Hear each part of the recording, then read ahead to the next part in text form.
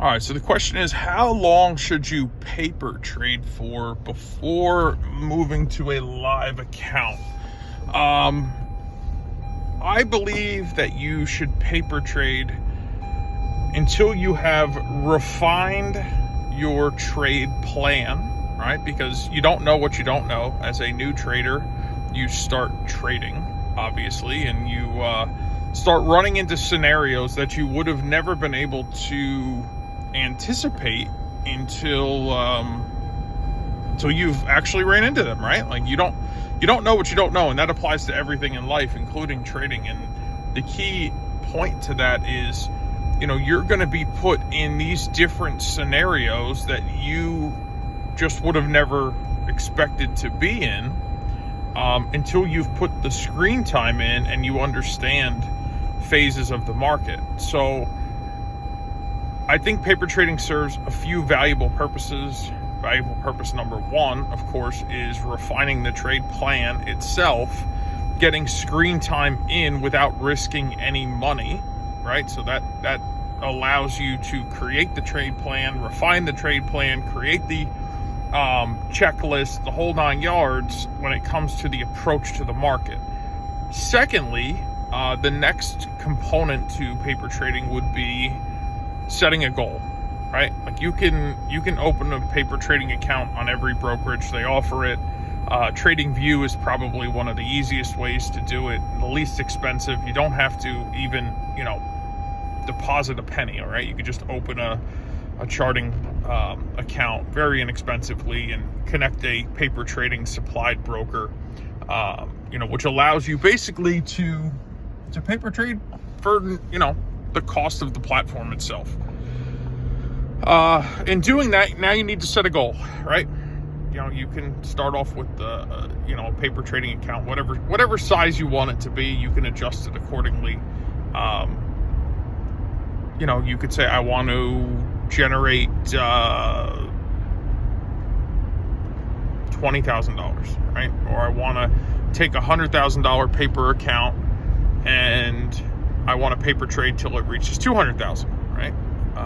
So you adjust basically that account, that paper trade account size, to however much money you plan to deposit in your brokerage account when you open one. So if you plan to deposit $10,000, then you're going to want to adjust the paper trading account to $10,000, and then you're going to want to trade from there and set a goal. Like, I think a conservative goal is to double the account, right? So if you plan to deposit $10,000, start your paper trading account at $10,000, and when you reach $20,000, trading the size that you plan to trade with the deposit you plan to make, then and only then do you now consider opening a brokerage account. So that's really number two. Number three, you may be trading for a while and then you may decide, hey, listen, I want to implement a new strategy, right? Like I need a couple strategies in my toolbox as I approach the market every day.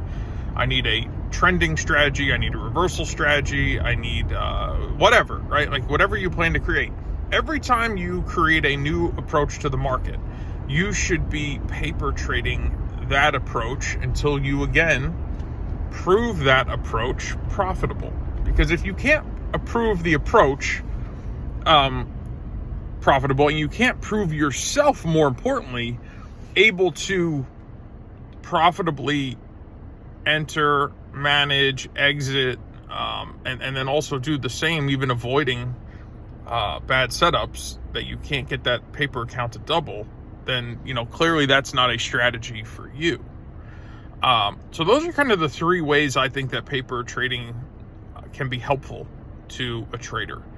And listen, you can't paper trade forever, because then you're just playing a video game. Like at some point you got to go, okay, I've paper traded, I've refined the trade plan, I have it written down, I've created a checklist, I've created multiple strategies, I've proven those strategies profitable, I've proven myself the ability to be profitable. Now you start with a small account, whatever the account size that you planned on trading with when you generated the paper account itself and you adjusted the account value. And then now you need to prove yourself profitable with real live money, because real live money does bring a different level of emotion. At the end of the day, you know, your goal is to be an emotionless trader, right? It should just be ABC 1, 2, 3. I do not variate from any of that, because simply, if I do, I know that the chance of things not working out for me are pretty good, as opposed if I do follow that plan, I got a better than not chance of being a somewhat successful trader. You know, I didn't understand this when somebody told it to me. It took me quite a while. What they told me was, listen, I realized I became a trader, quote unquote, a professional trader, when I stopped caring about the trade outcome. Not because they were being reckless, but because they realized that they were so disciplined and so consistent, placing the same trade over and over and over again, respecting their strategies, approaching the market with discipline, that they knew over time they were going to be profitable, and they didn't have to have emotion whether the trade worked out or failed, because there was no guesswork in it. So to me, the biggest value that a paper trade can offer you is removing the guesswork. It's so often I see traders, they're so inconsistent, right? Like if they go on this hunch or this feeling, and more often than not, that hunch or feeling doesn't work out because it's not refined. All right, a trader comes to me and goes, "Hey, you know, I'm getting mixed results." Okay, take the journaling that you're doing with every trade that you take, all the details, the mindset, the reason you took the trade, blah, blah, blah. Compare that to the trade plan itself in the checklist. Is there a variation somewhere? More often than not, there's a variation between the trade plan, the checklist, the mental state of the trader, and the journaling. Like there's something along those 4 lines are not aligning well. Guys, I go as far as, if I have a bad night's sleep, that I won't trade the next morning, right? Like more often than not, I don't sleep well. I suffer from chronic pain and things of that nature, and I've had procedures and whatnot. Like I will literally wait till I'm 3 cups of coffee deep, you know, midday, to place a trade. Because if I get up and I'm groggy and I'm uncomfortable and I didn't sleep well, I'm not in the right state of mind to place a trade. And those are things that I journal, because even if I saw a trade opportunity, but I didn't feel confident in myself, not that I wasn't confident in the plan, but I felt like, hey, listen, I'm a little off this morning. Like I just avoided taking the trade. Like these are all key things. Remember, your greatest job, the highest purpose of a trader is capital preservation, right? Preservation of capital, preservation of your trading account. And when you have this great deal of confidence in the market that you've proven that it will work, because you've tested it over time and you've back tested it, and you've paper traded it, you've refined it, and you've made a trade plan around it and a checklist around it and a strategy around it and created an edge in the market around it, then and only then, when all the stars align, do you place the trade.